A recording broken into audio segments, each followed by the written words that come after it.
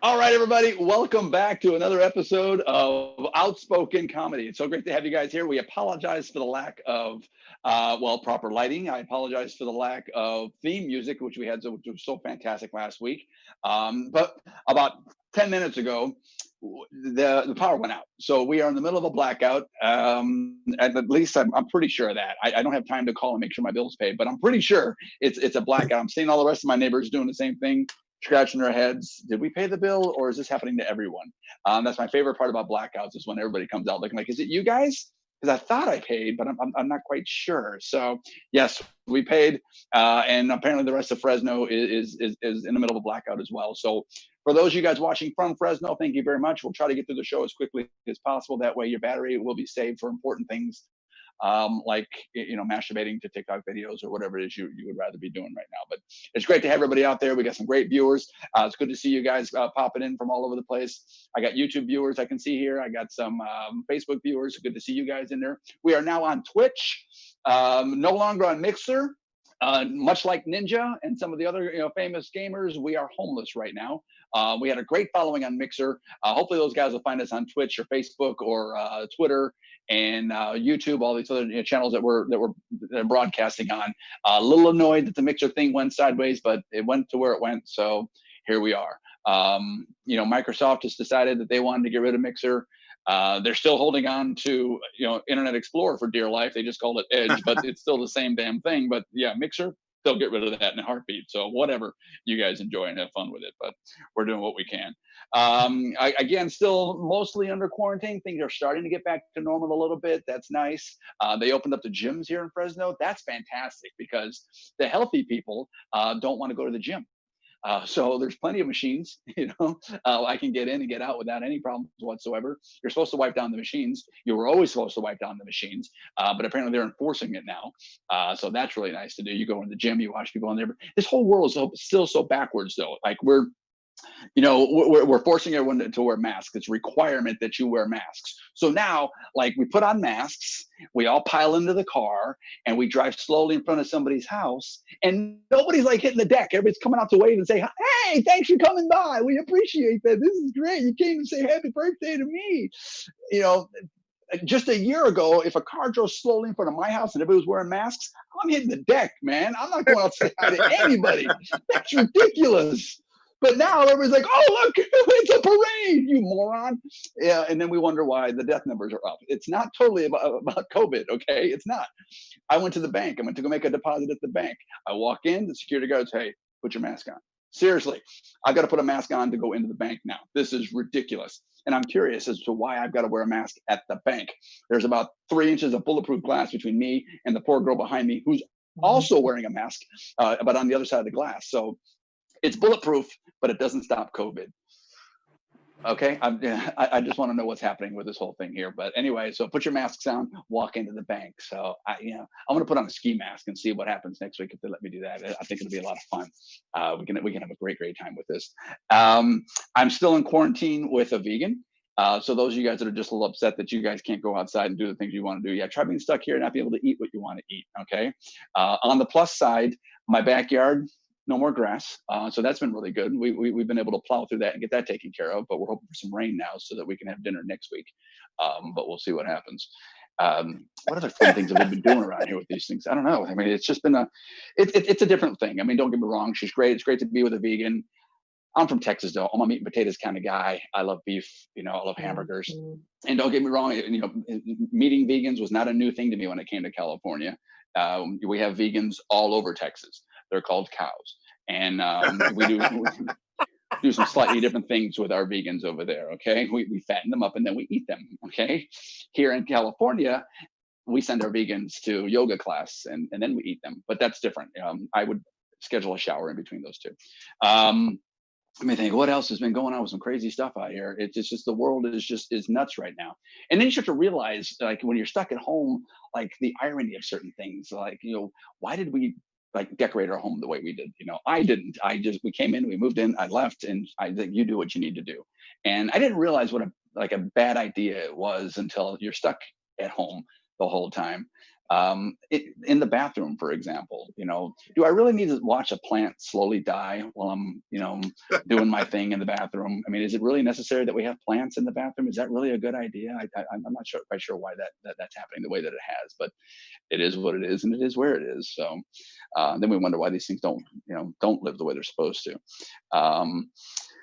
But I do what we can with whatever there is. It's all about happiness and enjoying and persevering and going through, and everybody's realizing what's important in life right now. And you can no longer ask yourself or complain to yourself, if I only had the time. We've got nothing else but time right now. So if I had the time, I'd write that novel. Turns out if I had the time, I wouldn't write that novel. Okay. I'd finish Netflix. Okay. I would just finish Netflix, and I'm done with it for the second time. Okay. I think, we're saying people turn into stars that wouldn't be stars before, like all these TikTok stars that are just coming out of the woodwork.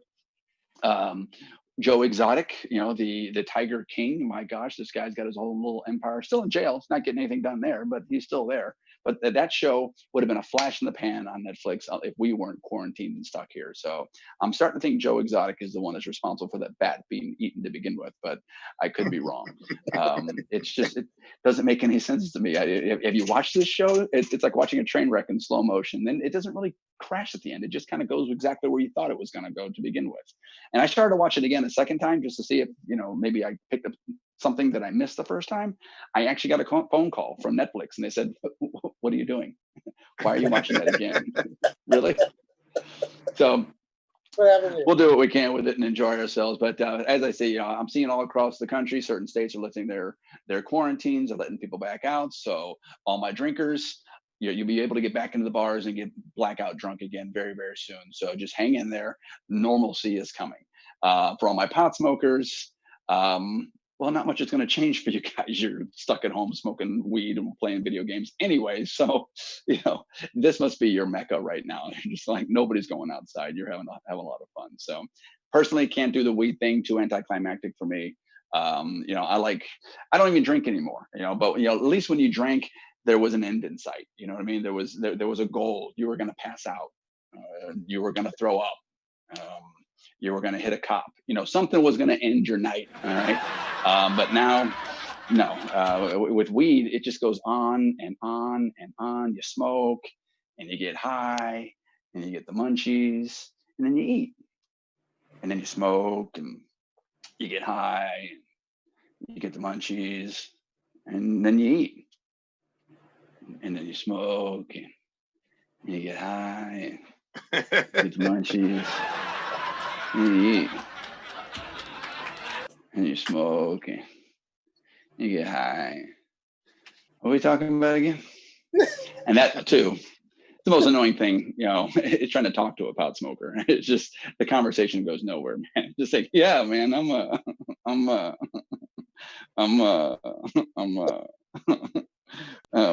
we talking about? I said, how you doing? All right, so. That doesn't matter anymore. Don't really care. You just have fun with it. But we got some great guys on the show tonight. Some fantastic folks coming to us from LA. We got some great guys that just I put the Outspoken Comedy Show together because I've seen a lot of comics that are just sitting at home on their couches and just letting their craft go to waste. Okay, letting their craft just get a little rusty, if you will. Okay, and I said, no, we got to get these stand-up comics back up off their feet, get them off their butts, and get them on in front of a camera, and get them doing their comedy again. So we put this back on, and now we've got people zooming from their couch. Not quite what I wanted, but that's okay. Today we've got Dave. Dave Carter, very, very funny guy. We've also got Albert Linton. And if our power comes up in the middle of, while we're doing this, we got some great games we're going to play. If not, we're still going to play some games. Okay, we're going to figure this out. Just because we don't have electricity doesn't mean we don't have comedy. Okay, but we can still be tickled on the inside. So we're going to have ourselves a great time. All right, Dave Carter is a very, very funny guy. You can catch him right now currently on IFC's and AMC's Sherman's Showcase. A very funny guy. So Dave, are you with us there? I'm here. It looks dark where you're at. It is. Take it away, sir. Thank you. So as Mike was talking about, thanks for being out tonight, guys. I'm excited to be here. Welcome to the new normal. We're sitting in, what are we at? Like a day 105 of the Safer at Home Challenge. I mean, safer at home quarantine. So we're in that. That's good. People are just losing their minds. I myself have washed my hands over 350 times. I've brushed my teeth maybe 111 times. And I've showered 8 times since we've been locked up. Look, I've been black a long time. Real simple. Pre-existing conditions are real. You ain't catching me outside for nothing. I've been outside 7 times in this whole lockdown. And it's kind of frightening. I'm just glad that I'm grateful for our first responders. We have them out there, our doctors and our nurses, the healthcare personnel, our food service people taking care of us. Apparently, you guys would be happy if you guys had some power people in your neighborhoods to go outside and help you guys out. But yeah, the grocery workers, like the baggers, the delivery people. Remember when you were in high school, you're talking about that, if I had to take a delivery job, I'm moving back in with my mom. You're not going to get me to do it. Now they're freaking heroes. You delivery drivers are freaking heroes. And God, we miss you teachers. We know now, we've learned we should pay you better. It's time for you and the delivery guys to renegotiate your salaries. I think now is the time perfectly to get you guys taken care of, because you earn it. You earn it every day. Because our kids are little freaking monsters, the little evil raptors that want to treat every 20 minutes. God bless you teachers for making them learn around that. Thank you.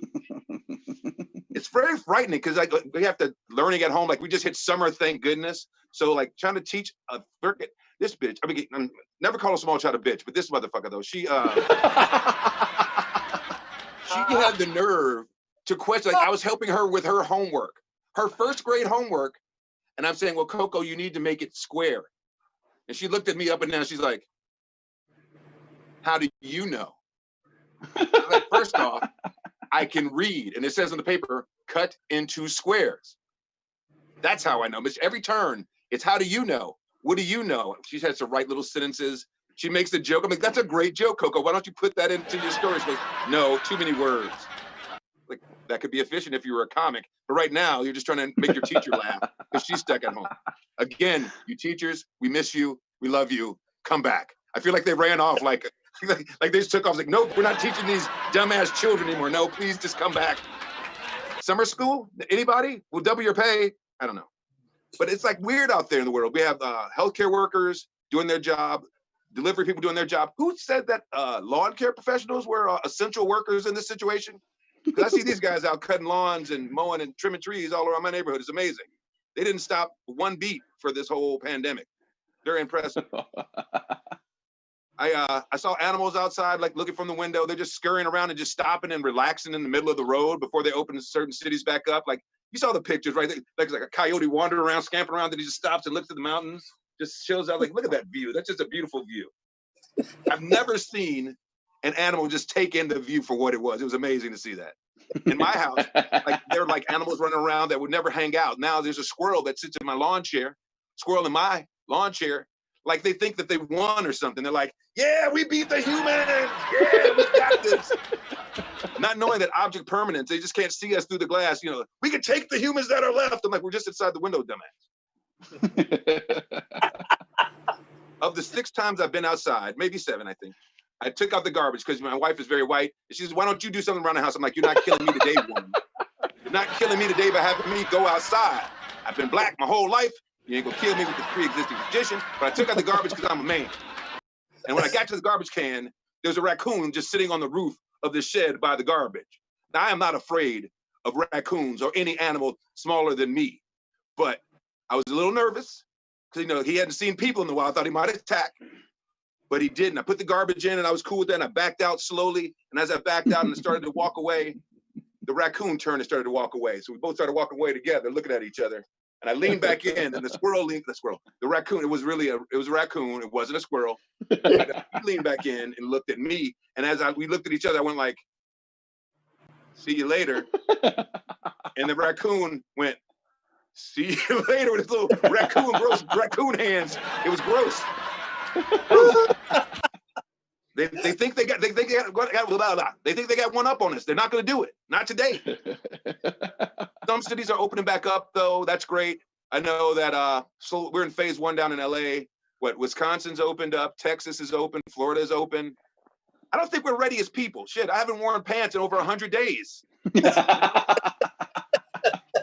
haven't put on pants, and now they want to open up and let people out. I don't know if we know how to act. We'll be like a bunch of feral dogs at the pound with a bunch of Scooby snacks in a dog park. It's like single people will love it. They'll be like feral Tinder dates. They'll be like, "You smell good. You smell like people." Married people, we know it doesn't get any better. Getting outside is the only thing that will save us. And people think, I think that all the breakups are going to happen because we've been stuck with each other. But I have young married friends, been married like 2 and 3 months before the pandemic hit. They're like, you know what? We're stronger together. We feel stronger together now. We feel like a couple. So no, you just have a little bit of a lead. You're only been married like 4 months, but now you got to upgrade to like 2 years of marriage. Now you're at the point of 2 years of marriage for being locked down for like 100 days.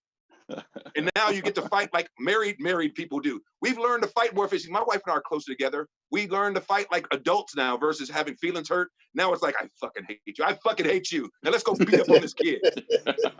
You can say what you want now because real life is set in. We know that nobody's going anywhere until the shit is over. But once the shit is over, be like, yeah, I'm just gonna go get some cigarettes. I'll be right back. I'm joking. She's got all my stuff. I'm coming back.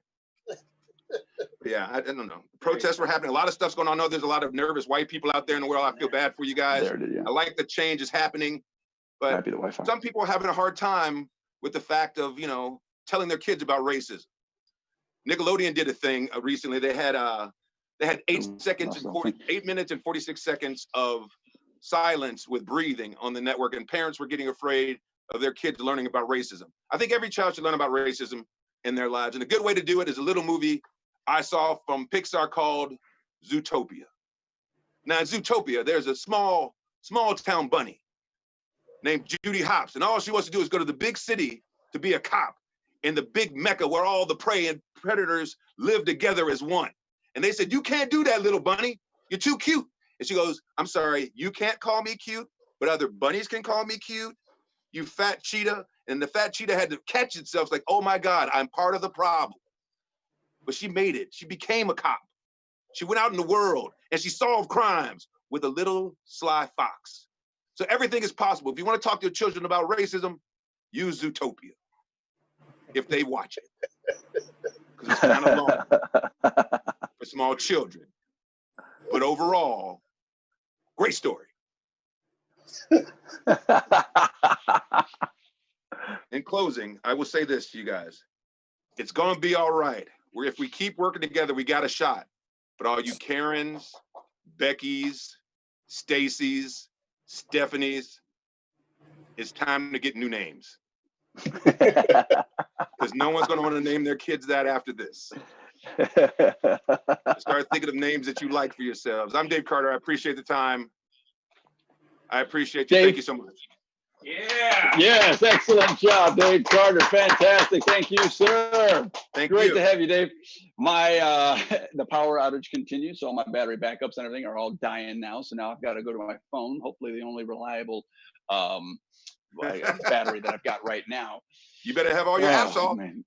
I know, man. We were worried about the big one coming. Who knew that it would be like now? With all the rest of the stuff that's going on. No, you won't need your emergency rations until your comedy show. So beautiful. All right. So Dave, what's keeping you sane, I guess, right now? How are you? Well, knowing that none of the people that live in my apartment have killed each other. That's key. Because I thought that was going to happen before the pandemic. I thought we were definitely somebody's going to have to die up in here, but no one's died. So that's a big plus because we survived that together. And my wife and daughter have taken a road trip. So I've got the house to myself. They're white. They'll be safe. They have herd like immunity. They'll be fine. How are you doing it? Oh, dude, like I said, this stuff, I get out whenever I can, but this whole... Like outside? Yeah, well, yeah, I like to run and I like to go outside. I've always been like a, what do you call it? Like a hiker. A lunatic? I'm an outdoorsy guy. Yeah, that's the word. I was worried. I'm originally from Texas. And when I first moved out here, I was afraid that I wasn't going to blend in. I thought maybe, all I knew about California was what I saw on TV, surfing and Hollywood and all that good stuff. I'm like, I don't know if this is for me, But luckily, when I got off the plane in LAX, and I'm just kind of driving around through downtown LA, I'm like, dude, these guys love to camp, man. They just do it everywhere. Yeah. It taught me a lot, dude, because I was wasting time and money and gas driving to like lakes and rivers and mountains and stuff. And you guys are just like overpass. I think that's awesome, man. I think it's fantastic. I could have saved so much on tackle and coolers. And just set up shop right behind Ralph's or something, man. It's awesome. Oh no, you're talking about our homeless people.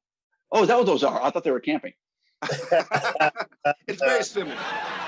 Yeah, same thing. Yeah, But if you and see a lot black of them have people some doing really it, nice tents. if you see black people doing it, though, they're probably not camping. Yeah, probably not. And are you ever finding yourself like in the middle of a classroom? Like, I understand there's a lot of homeschooling stuff going on. But like the other day, I was at the store. I just went in to go grab a couple of things and walk out. And unfortunately, I get behind like math class. There's a little girl and her mom, and the mom's like, "Okay, sweetie, your total is $12.95. Now, how much are you giving her?" "I'm gonna give her $20. "Okay, and what should your change be?" I'm like, "Oh, your change should be in the other lane," is what your change is. No, I've been lucky. I haven't been stuck in the math class, but I have been stuck behind the person who's actually giving everyone COVID. The guy that's at the store, really? he's like, he wants to touch everything. Like he's looking. You got your mask on, but he's like, "Is it this one? No, not that one. I want no. Is it this one? No, maybe it's this one." And touch. I'm like, we're all watching. He stands at the one station and just does everything that's there. I'm like, It touches it all. that's the guy that's causing this. That's the guy that's got us in the house for the extra 25 days. We have found patient zero. He's in the produce section grabbing all the avocados. That's him. Touching every one of them. Oh, fantastic. All right, don't go anywhere. We're going to switch over to Albert, and we come back. We'll figure out something. Like I said, I appreciate you having me. I'm not going anywhere. I love Albert. One of my favorite. Yeah, please don't go anywhere. Yeah. Albert, yeah, absolutely. Albert Linton, are you with us? I'm here, but my picture is gone. I can't. It's all of a sudden it's not live. What happened? No, you're better looking this way. Trust me. Thank you so much. I always loved you. I always loved you. Right up until that moment, right then. Now I can't stand your ass. Check your video. Oh man, it's the button in the corner. Yeah, exactly. Who's trying to get through to me? Oh. You got your camera turned off, man. Got the camera turned off? I just turned 50 as well. I get it. Okay, boom. You're right, I do. Okay. So I did not. Oh, are you turning it on? I'm not. I'm not touching anything. Because At least I don't think I am. Let's Is this thing working? The host has asked you to start your video. This is like how every Zoom call has been happening with everybody with their There you grandparents go. 50. There you go. Yeah, okay, there we go. So I am still on my small screen though. So As long as you're there. okay, do you see me on my large screen or on my small screen? How about yeah, you're good. You go on, you go big, and Ellie will make sure she'll enlarge you on her screen and broadcast you that way. So you're good. Oh, I'm all good then. I'm all good. As far as I know. All right. Well, hey, first of all, let me start out by saying thank you, and I want to say thank you to the Lord for letting us do this. Thank you, God, and thank all of us for being here in America, the greatest country in the world. I want to say that, and I want to say thank you to you, Mike, for putting this together, and thank you, Dave, for your great comedy. And I also want to say thank you to my mother for birthing me and keep taking care of me. And thank you especially to my third grade teacher who I dated. And I want to say thank you also to my guidance counselor who helped me get out of prison so that I could be here tonight to do comedy with you folks. Yes. So I want to get all the thank yous out of the way before I go in. I've been on this whole new kick now about being thankful for everything. I walk around saying thank you all the time and being grateful all the time. I try to be as grateful as possible. And people who know me really want me to knock it off. They're always like, "No, man, that's not you. You're not grateful for shit. So why don't you knock this foolishness off?" But I am. I'm really like, I don't know. I've changed so much. So much has changed in my life in this last year, and everything has just been getting so good. The picture is so rosy that I don't know. I just feel like I need to say thank you more often. So thank you. Now, for those of you who don't know, I don't know who's. I started advertising the show last week when I found out that I was going to be on it. So if you saw my post and you came in tonight to see the show because of my post, no, Mike shook his head, no, there's nobody there. if that's the case. If you did, then Oh, welcome. no, that wasn't you. Here. Oh, okay. That no was for me, not for you. You know, to help bring it all together. I thought about starting my session off, my segment of the show off with a mask on, because we're all being I'm outside every day, all day, because I drive for one of the rideshare companies. I'm not going to mention it, and we have to wear these things. So we're like essential workers. So I've been out in it. Thank you so much for the applause. I love it. All of a sudden now, people are concerned about what I think as a driver. And no one has ever been concerned about that before, but now all of a sudden I'm important. And it's all good. It's all good. I remember when they first started the whole lockdown thing, and business just kind of boom, shut down. I went from having like 20 riders a day to having like maybe 1 or 2 riders a day. And my income plummeted and my fears went up. Things got really awful. And then everyone was worried about, I have to confess something though. I've never really been concerned about Corona. It's never been a big concern to me. I'm more concerned about not peeing on myself at any given moment. So, Corona take a backseat to my depends, you know? That's what I'm talking about. So the whole, I actually think it's a cover for something else. It's the flu. It's the flu. My roommate was telling me the other day that D.L. Hughley collapsed on stage at one of his shows, and they took him to the hospital. And then at the hospital, they said, "Oh, D.L., you got the coronavirus." So he did he went on his Twitter or Facebook page, whatever the case might be, and announced to the world that he had been diagnosed with coronavirus. And I just want to say to DL, you ain't got no coronavirus, man. You're just tired. Take an aspirin, get some sleep, and start touring again. You'll feel better in the morning. This whole thing is nothing but the flu. It's the flu. So I don't understand what clearly something is going on, and the coronavirus is a cover for it. So the streets are clear, so that when the police have to do something, they don't run into excess people getting in their way. That's all that's going on here. I'll be so glad when this whole thing is over. How many people are going to lose their whole life, their whole livelihood because of this shutdown? And it's totally unnecessary. I met for the first time since the coronavirus has been a thing. I met one person who says she had coronavirus, and she was from New York. And I just met her the other day. All the other people that I met, she was the first person I know that has it. And she's still alive. She didn't die. So who's dying? But the only people who are dying from coronavirus are people who are old and they have an underlying issue. That's the flu. The flu did that every season. It takes out hundreds of thousands. This is no big. So what is going on? It's, I don't know.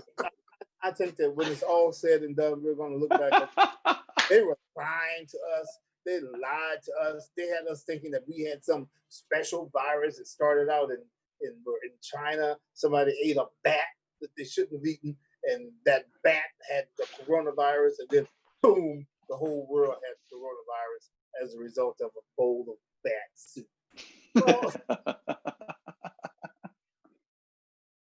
who? Rosalinda? Okay, well, who? I don't know.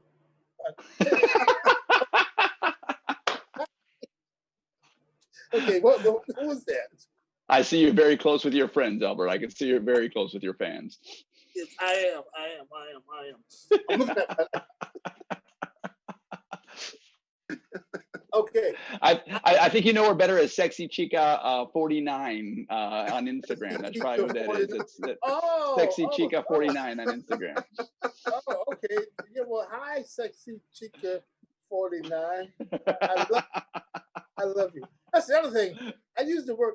I wanted to tell you about this. Last night, I was up in, I was somewhere, one of these little small towns, very rich town, and I was having stopped at the Chick-fil-A to get a sandwich, and the guy in front of me paid for my lunch, paid for my food. I was like, wow, you're in a white area, right? Because that kind of stuff happens. That's never going to happen in my neighborhood.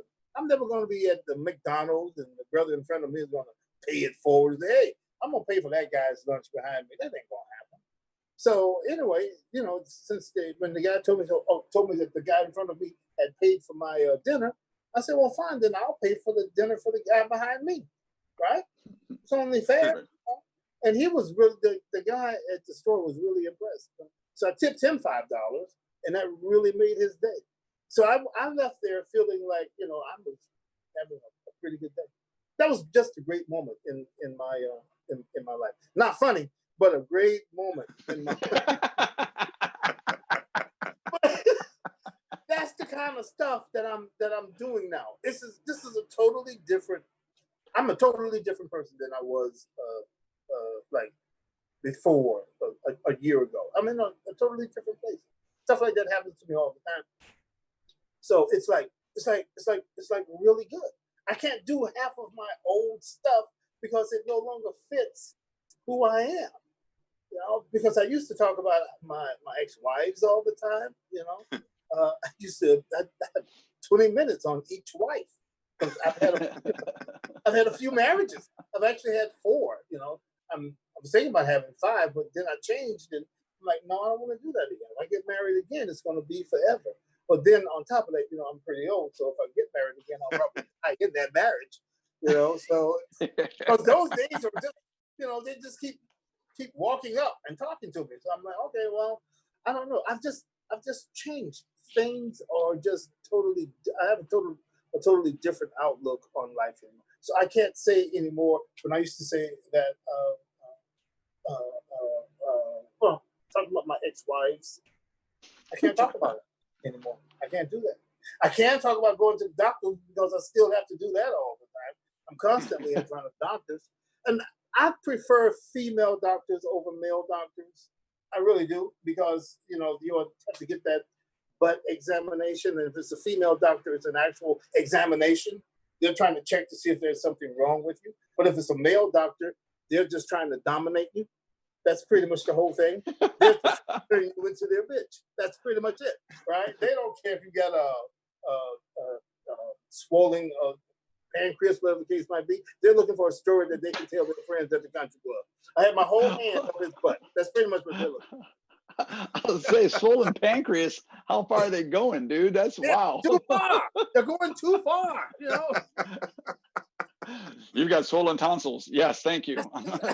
I spend so much time talking to doctors nowadays. Well, I guess it should be good. I should be happy because I'm still here. I'm still kicking it. So that's the good thing about it. I'm happy about that. I forgot to start my timer. I guess I'll do it now. So I'm. I was supposed to start it, so I think I've been going like 3 minutes. Yeah. Oh yeah. I think I've been going about 3 minutes. So now I've been reading a lot of different stuff lately, and are you guys familiar with the Great Reset? Have you heard this phrase, the Great Reset? In other words, our entire economic system is going to be changed.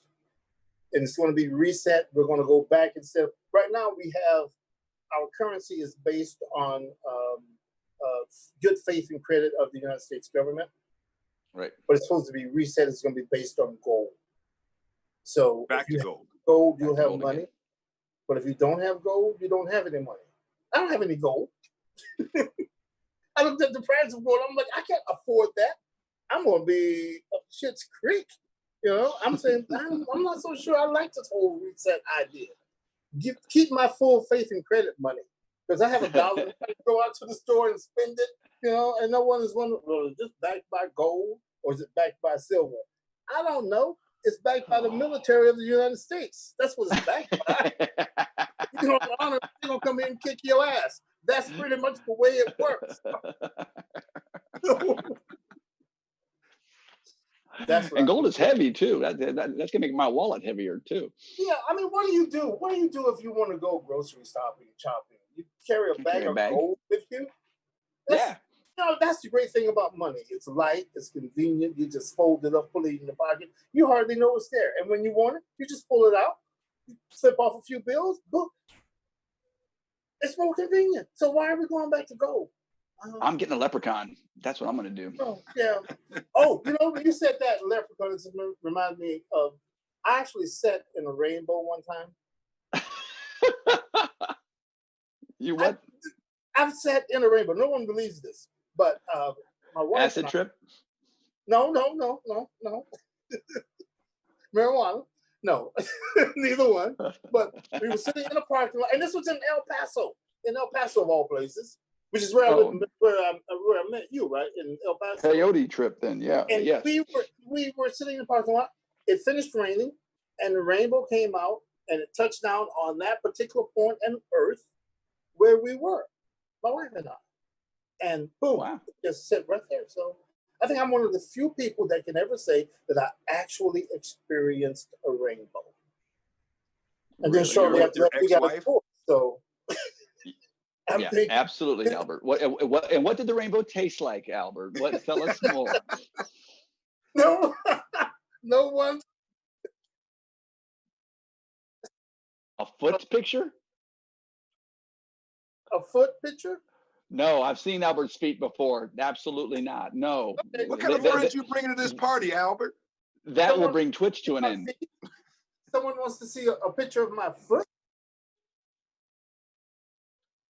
No, I'm W. Kamal Bell. There you go. Do wow.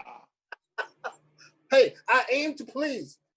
If look at my foot will make this set funny. Here, look at my feet. Great. Now you got one follower, and I just lost 5. Thanks a lot. Oh, well, what kind of party you running here, Mike? I need a better screening at the entry, apparently. Man, I miss bouncers all of a sudden. I never thought I would. Well, I'm just wondering, what is it going to be like when coronavirus is over? Because we all know it's going to be over, right? It's got to come to an end. Then until the sequel.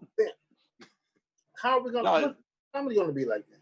We got to walk around with masks. No, it's gonna be fantastic. You should have been to my shows, like our live shows we used to do here at Bobby Salazar's. I think every show is gonna be like that. There's gonna be like 9 people that show up, and they're all gonna be eating, and they're not there for comedy whatsoever. And they'll be wearing a mask.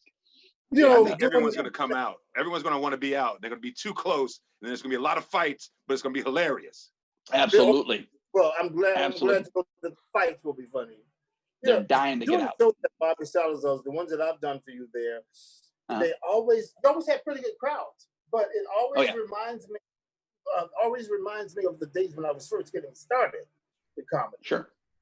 And like you had to work for people who didn't care if you were funny or not. They basically wanted to eat their burrito, and if you made them laugh in the process, that was fine.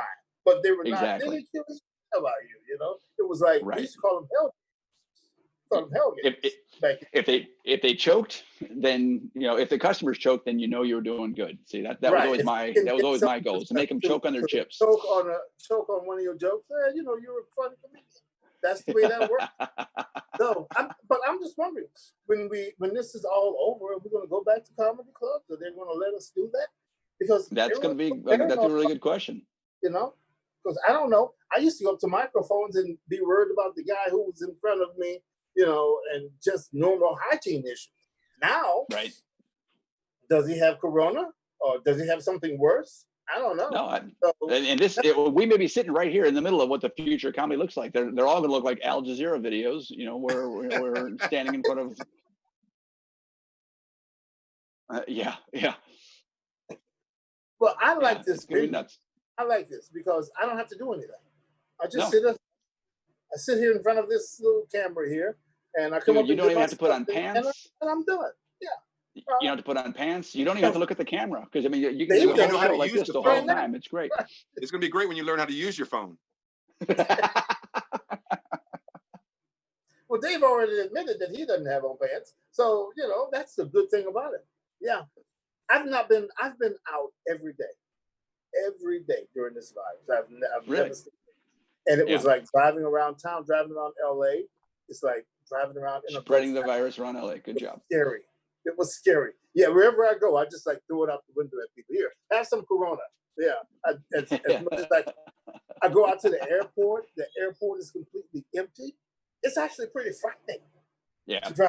But now it's changing because Yeah. people are saying, gotten to the point where they're saying, screw this. I'm not staying at home anymore. I'm going back to Well, work. yeah. So And it's weird how opening up. quickly our culture changes, like with the advent of everything. Like, for example, cell phones. Since that started, we stopped having to stay at home as much because we weren't waiting for phone calls anymore. We could get them on our phone. And now, then the advent of text messaging, and that became the preferred method for communication. Okay, let me ask you guys this. We'll take a poll here. If you need an answer on something right away, is text messaging an acceptable form of communication if you need a quick answer? Why wouldn't it be? I mean, because sometimes you can't speak. Like right now, I'd be texting this whole time, but I'm on camera. You can't see what I'm doing, right? Actually, I just sent a text while I was doing this. So to that lovely chica, that foot pick. Whoa, our power's coming back. Look at this. Hey, welcome Just back to the first world. Welcome back to first world. No kidding. This is crazy. I like text messages. I like to use the technology is so good that you can actually just speak into it and it will write the sentences for you. Right. And I think now that's the case. I think you're right. Like that. See, So, I used to like it like when it first autocorrect. came out. When it first came out, I used to think of it as kind of like, well, you're writing something. So like, here, I'll send you a message. When you can get to it, get back to me. And I've never really, I guess, lost that mindset. To me, it's always been kind of like, well, I'm writing them. It's like writing a letter. I don't expect an answer right away. I'm going to write a letter. I'm going to wait for you to get to it, read it, and come back. You should But talk now to my people are wife like, they're like, I text that to you. And I'm like, my text message makes a ding one time, bing, okay, boom. And if I don't hear it right then and there, I'm not going to get it again. If you are like stuck under a refrigerator and you need help, you need to call me. Don't text me and say, hey, come over and lift this refrigerator off me, because you're going to be dead before I even read that message. So to me personally, if you want a quick response, make a call. Don't text somebody and then get mad. Hello? I know Question people mark. gotten to the point now where they want you to text them and ask them if it's okay to call them. I do that. I text a call. Yeah. That's ridiculous. And people expect you to, instead of, if they're trying to get in touch with you, if they send you a text, and if they don't get an answer, they won't call you. And they say, well, the text. I'm like, right. Unless you're married to them, because then they'll call right away. Yeah. Well, I don't want to bother them. Maybe they're in the middle of something. I don't want to bother them. Sometimes I could be doing. He could be doing a show right now. Who is? Black Joe Rogan. Oh, Mike. How'd that happen? Conspiracy theorist. What after death happens after death? We're trying to get through Corona, and now you want us to go the other direction. What if it doesn't work out and there is no after Corona? We just go straight to death.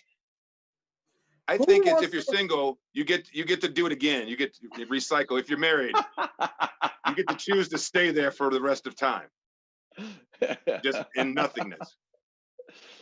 I'm ready for it. I know I have made the best decisions in the world, in life right now, but I've lived in El Paso for 10 years. I've lived in Fresno for 15 years. Hell doesn't scare me. Okay. So whatever happens, happens. Okay. In fact, I think I've got like 25 years of time served already. So like, bring it. Okay. Bring it on. You show up at hell like this. Degrees today. Oh, it's nicer weather. Mike's like, it's nicer weather here. What do they think happens after death? This is time for us to talk. We're not waiting to read text messages. Albert. Yeah, exactly. Albert's reading now. I'm interested. Let's take a poll. What's going to happen next? I want to know. Yeah. Well. No. Yeah. It's, at Albert's Picks on Instagram. Send him a direct message on what you think is going to happen, or if you have pictures of what happens after death. Send It'll be hilarious because he won't be able to see us on the phone. He won't be able to see us on the phone anymore. His phone will just be busy. I was doing a show. There was a comedy show going. Please, on the other side. Yeah. I'd like to see that. Oh man, that's awesome. So your power is on now. So what does Power's that mean? coming back on. Well, that means I got to reboot everything and start everything back up, and who knows what that'll work. You want to plug in and try it? All right, Rodney, our sound guy's gonna come on. Maybe we can get to our name that tune game after all, since we've got power. We'll test your metal. So that sounds good. Now, Albert, now, and you had mentioned you would change. You had mentioned to me like, and I've seen a change in you. I mean, it's you and I have sat and had some great debates. Most of them sober, but not all of them. And I think we you, had better debates when we weren't sober, but okay. that's true. That's true. That's true. That's good. But I'm starting to, I guess, feel these changes in you, kind of lean a little as these near-death experience. Most people, when they have a near-death experience, they turn to God. But you turn to Trump, and it's really got me kind of scared a little bit here. It seems like you become a little more Republican than you used to be. What happened to you, my friend? A little more Republican? No, I think I turned a lot more Republican than was in the last election. Yeah. Oh, definitely. Sure. Yeah. Oh, yeah. No mask. Albert. Yeah. I've gone completely over to the other side. Dark side, yeah. You've gone to the dark side now. I'm like on my Twitter page, I've got American flag, gold coins, and my statement is, I completely support the President of the United States, Donald Trump. And I've had people call me and ask me, "Are you okay?" Yeah. I think it's fallen to this on you, Albert. It's like you follow his number one statement he made to people of color, like, "What do you have to lose? What do you have to lose?" Yeah, right. My nephew called me today, he rarely calls me, but he called me to find out if I had been hacked, or if I was if I was a clone of his uncle, right? I'm like, no, man, get out of here. Yeah, I started to his policies. To me, he's the only one that's talking about what's right for America, and I like that, How do you deal with all his distractions? 915-217. I got a check from him for $1,200. No. So he bought your love. Yeah. I'll love him twice as much. If I get another one, I'll love him again. But how do you deal with the distractions? Because it's a constant distraction. Who he is? He will tell you to look left so he could do something on the. It's like watching a Marvel movie. Like he says, we're going to do these things this way for everyone. And then the other side of the movie, the screen flips and it's like all the people being run out of their homes. He's like a supervillain. He's like a Marvel supervillain, like Kingpin or somebody. I think that's, yeah. me personally, I think it's by design. Yeah, I trying to get a Marvel movie out of this? There's some stuff going on that he's being used to distract from the stuff that's going on. All of these statements that he makes, that's all purposeful. The things that it's all part of a picture. Some stuff that's going on right now. Definitely a picture. Yeah, because some of the stuff that I've read is absolutely shocking. There it goes. That was my 15 minutes of fame right there.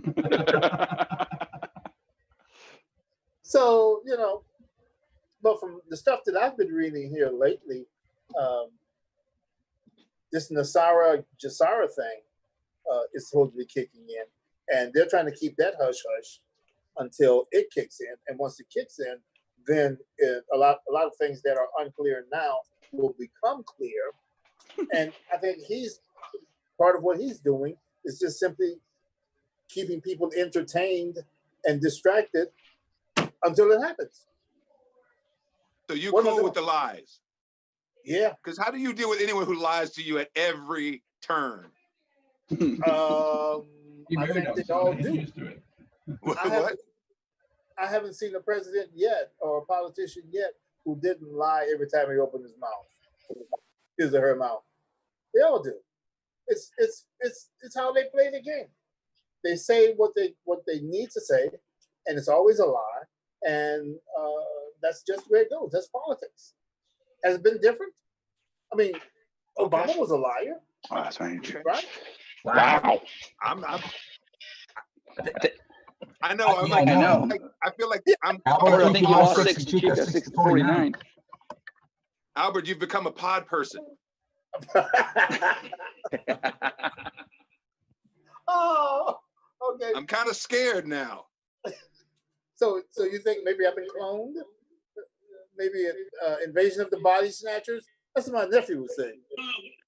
That's the pod people. What's the movie where they take the brain?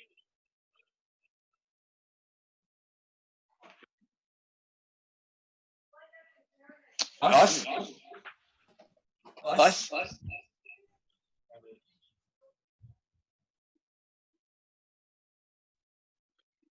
Oh. I haven't seen that movie. I don't know. Yeah. The part- This the one you sounds got like down- some Albert talking stuff. Dude, you sound like you've been talking as Albert for a little bit there with that question. It was the first one that he did. And Mike looks like he is Hold he's on. hearing voices from outside himself. I don't know. Who's echoing now? There we go. What are All you right, trying we're to back. do? The lights are on. Fantastic. Am I echoing with you guys too? We're hearing your inner monologue, yes. Yeah. You have a dark screen where you used to be. It says Right. DM or OM live. I have no idea what's going on. You know? How about there? That's And now better. you say there, and nothing has happened. Nothing has changed. There what? Well, I heard an echo, but I think it was an echo on my side, not on your side. So Right. We're I clean can on get this rid of side. these. But Beautiful. Albert, Yeah. I feel like I should come see you more often. It seems like you need to see more people that are friends of yours. He's become the man of the Just mountain. to check up on you. Yes. I don't want to see any Confederate flags in your yard. You know, I have only the American flag, but I'm not opposed to the Confederate flag anymore. That it doesn't really matter to me anymore. You know? Oh wow. Okay, well, Maybe you just we have got to a get. certain age now. You've just given up the ghost. You're just waiting to die. 'Cause I feel kind of like that. I just turned 50 and I'm kind of ready to die, but you were like waiting. Yeah. You're like, yeah. let's just get this thing over with. Run the aliens down, put the president in the White House for 25 years. I'm ready to die. Yeah, hang up that Nervous. Confederate flag, leave those statues where they are. You know, I'm like, okay, if they want to honor that Confederate flag, fine. Okay. If they want to keep the General Lee statue in the park, whatever the case might be, let's take. Robert E. Lee didn't even want any statues. He said the losers should not have statues. Is that what he said? Really? He had a quote. There's a quote of him saying that there should be no celebration of the loser when they were fighting the Civil War, but they did it anyway for supremacy's sake. But that's okay that you're cool with that as a whole. Yeah, I am. I'm cool with it. I'm cool with it because it's a part of our history. It's part of the history of the United States of America. So you can go to that statue and say that, boom, this is what we did, and it's a physical representation of a time period. That's all it is to me. So then there should be a score on it. A score. Yeah, like Robert E. Lee on one side it says this like Confederacy 0, or like let's say 2, and then like the Union 14. Yeah, like the battle should have like a score. So, this is one to the loser. He played a really great game, but they did still lose. Yeah. Okay. And the runner-up is That's what I'm saying. In the event that the winner cannot fulfill their duties, the runner-up will be there ready to take their place and jump in and take over the and country. The third runner-up, Uruguay. See, that's what I'm saying. That's what the statue is. It's just a historical moment. That's all it represents to me. That flag is the same thing. It's a historical moment. It's a fact, of history. That time period. Yes, but if we take down those monuments and we stop waving that flag, history goes away, Albert. All of those things that happened before in the past, they all disappear from history. And then everyone could be the same. Exactly. You're not gonna see me with like a golden belt, like a belt of my beatings as a child. I'm not gonna have a statue like a belt from the beatings I got. And keep it up. Yep, that's that beating I got right there that changed my life. I think that if we wanted to get rid of those statues, I think we should wait until it's a more less controversial. Okay. Like, when is that? Well, at some point in the future, when the question about whether or not it should be removed doesn't excite anyone. Yeah, So let's get to you're the saying end of cooler COVID. heads. Let's get to the end of COVID-20, and then we'll worry about racial racial equality. Yeah, let's get to the end of I don't know, after our next world war. We should be cool off enough once we fought the aliens to talk about taking down some of these racist statues, since we've seen the aliens now, and they told us. You know what I was thinking about with that? The one thing I thought about is, at the end of days, it comes down to the fact, it's like, I can see the angels or the aliens or whatever they are going, you know, black people, we gotta had you guys stacked to win, but those white guys, they were just relentless. You know, you had all the tools, we gave you guys everything, but you didn't want to fight. You just wanted to hang out and be cool. No, they wanted your stuff. They messed this up, but they were really in it to win it. I think it's too controversial right now, and Oh, now? I think it divides the country. How about now? How about now? Divisive. No, Everything's divisive. Everything is weaponized. I We're think getting off the comedy. I feel like we're slipping away out of comedy. I apologize, but I like making these jokes, but I'm frightened that I might find out a little bit too much about my friend that I haven't seen in a while. Yeah. And then I have to come over and check every week versus every couple of years, just to make sure that he's okay. Well, yeah, I'm doing great. I'm doing great. Yeah, I Look have at that. Says you and who? views. My point of views are a little different from some people who Sure. I know and That's respect, great. That's and great. that's fine. He But threw out his yeah, Birkenstocks. He's not recycling anymore. Well, I don't even know this guy. I don't even know him. He has a Tesla that he rides when he's not doing the ride share. He has a Tesla. He's got a Tesla with an NRA sticker in the back. Yeah. And it's a sticker that says, "I do not stop for puppies." I can't believe the reaction I've been getting from my friends because of my current point of political views. I love you, buddy. I welcome you to the dark side. Come to the dark side. Now I know why that Chica lady wanted to see your feet. Yeah, right? You got some different friends now, Al. They seem interesting. Beautiful. Beautiful. If I were single, we'd have to hang out. But right now, I don't know.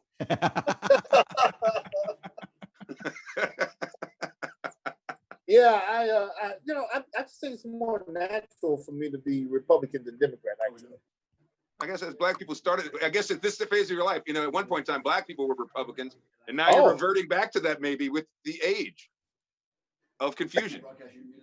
Age of confusion.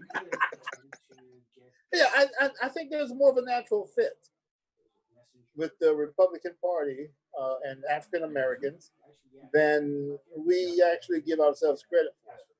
You know, because after all, the Democratic Party was more of the party of slavery, and the Republican Party was the party of anti-slavery. So they were Lincoln's people.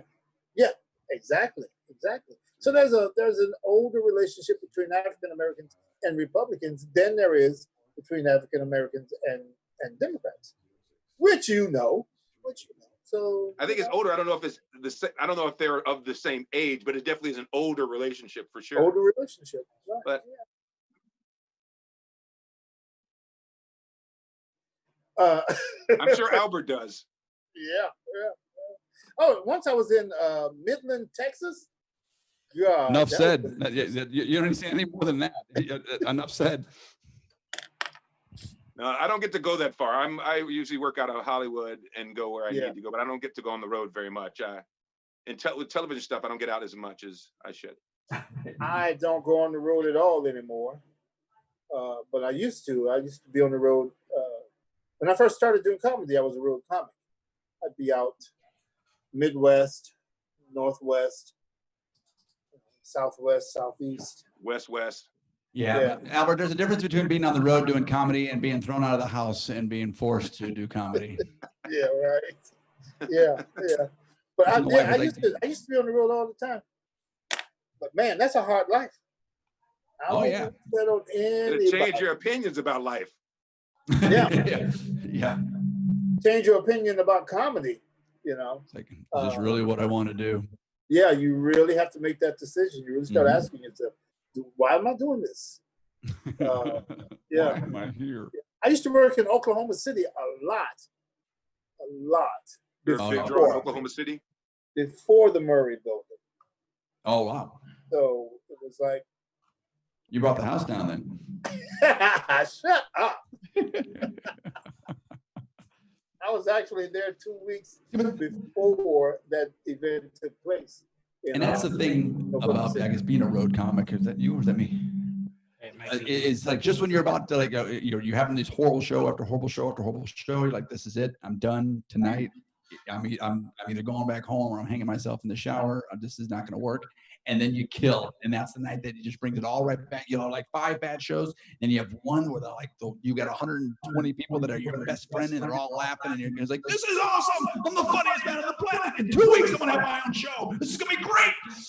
And then you start getting hit in the face again for another 6 shows in a row. Yeah. I did a show in Devil's Lake, Minnesota. I did a weekend there. And the temperature was 84 below zero with the wind chill factor. Yeah. I walked off the stage on Sunday night, got in my car, and just drove south. As soon as the show was over, I said, I'm getting out of this place. How was your set, though? Oh, great set. Great. So hell had frozen over? Yeah. And it was like, that was back in the day when, you did like 2 shows on Friday, 2 shows on Saturday. Yeah. They did a matinee on Sunday, right? Yeah, so it was 5 shows, and it was great shows, but man, you couldn't. I didn't turn my car off the entire week. That's what I was gonna say. Don't turn your entire car off. It won't turn back on. It won't turn back on, and so it would be sitting in front of the motel room where they would had me staying, and just running. I wouldn't turn it off. I was afraid. So as soon as the show was over, I just got out of there. I didn't look back. I've never been. I don't even remember the name of that club. But I mean, it was too cold to even try to get laid. It was like, no. I probably have to walk with you. I'm sorry. Now, you ready? The show is if I'm getting in my car, I'm going back to my motel room. I don't want any company. I don't want to have to deal with anybody. It's too cold. And the shows were packed, man. 200 people per show because they're used to that kind of cold in Minnesota. Oh yeah, they're starved for entertainment up there, like absolutely starved for entertainment. There was one bar that I went to, did a show, and right afterwards, the whole occasion was, it was raccoon hunting season, but they had a coon pecker contest to see who could bring in the biggest coon pecker. And it was the craziest thing. And then what they would do is, like, all the runner-ups, they would keep them next year. Those are the stirs and the straws in the drinks and the winner who bought the biggest one won either, I believe it was only like $50 in cash or a barrel of whiskey. And I was I had to go outside and check. Say again? Raccoons, yes. So they don't get me wrong. I got scared. It said coonpecker, and I got scared for a second because I'm like, do I want to be associated with this? But then I saw the hats, and I'm like, okay, we're good. We're fine. Yeah. I've been to Coon Rapids, Iowa. Coon Rapids, Iowa. Wow. And I was riding the train cross country, and I was young. It was it was like the 90s, and they invited me to go. Like, hey, we got this great lodge. You're going to be doing this thing, and I was going from California back to Chicago, and I'm riding the train, and I meet these young people. We're having a great time on the train. We're all in the smokers' car smoking. And they're like, come with us. I said, where is this place that we're going? They go, Coon Rapids, Iowa. And I had to look, because I had that Coon Rapids. You want me to go with you, 5 white dudes and 1 white chick, to Coon Rapids? I was frightened, but I went. It was a beautiful place. Everything they said was true, was lovely. But I got frightened because it was going too well.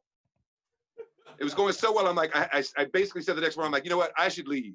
I should just get back on the train and finish my cross-country trip alive. So I got back on the train and finished my trip to the Illinois area. And I was like, guess where I stopped? And no one believed that I stopped there. I'm like, I wonder if Black people live in Coon Rapids. I was wondering. I didn't know. Well, there's a significant Black population in Iowa. I know my second wife was from Mason City, Iowa.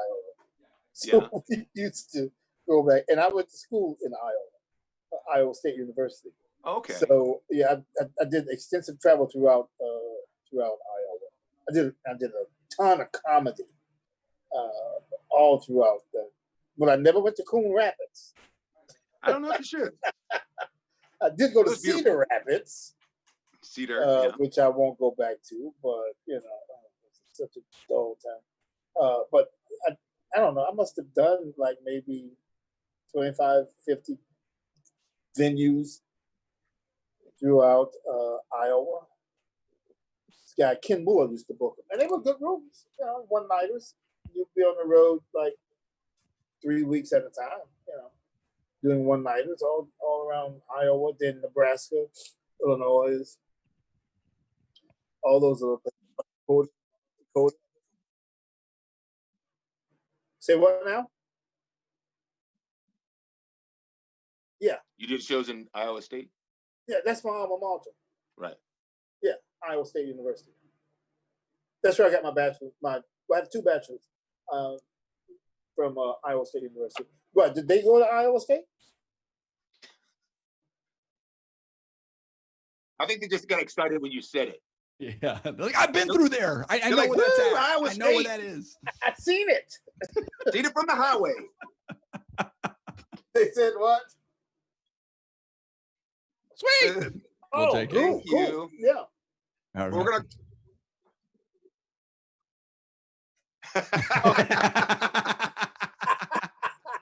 I used to have a Bill Cosby bit I used to do called Pills Cosby.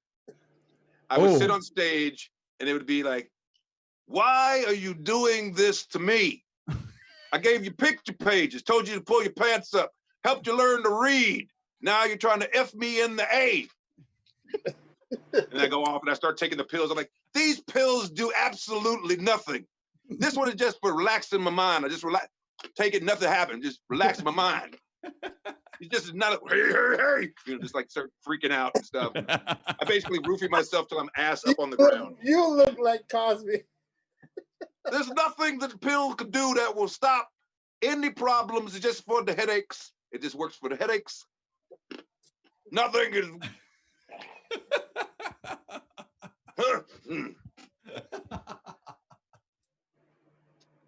Awesome.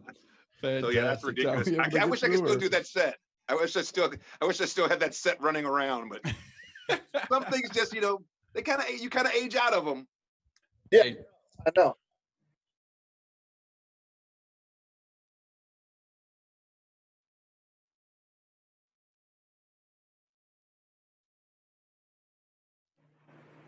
In my own ass. What? What? I'm just kidding. I was kidding. That was a joke. I've slept in the attic of a barn. It was farce. Yeah, I've slept in the attic of a barn. I thought I was about to die. He took me out to the shed, and I was like, "This is not going to go well for me." And we go into the barn, and he pulls like those little ladders, the attic ladder thing. Yeah. And there was a couple of Bert and Ernie beds sitting up there, and I was a feature, and the headliner was next to me, and we. They had a condo. At Scotty's place. Comics. Right? You remember Scotty, but he died, right? Yeah.